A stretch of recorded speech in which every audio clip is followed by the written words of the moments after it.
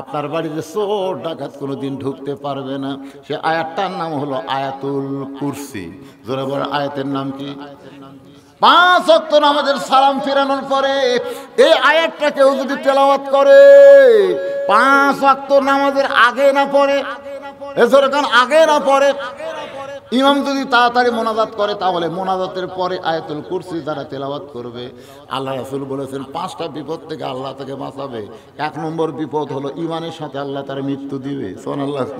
2 নম্বর বিপদ হলো, কঠিন বিপদ কিন্তু আসবে 2 নম্বর, সেই বিপদটা হলো আল্লাহ তাআলা কবরের আযাব থেকে তাকে মাফ করে 3টা প্রশ্নের উত্তর তার জন্য সহজ করে দিবে।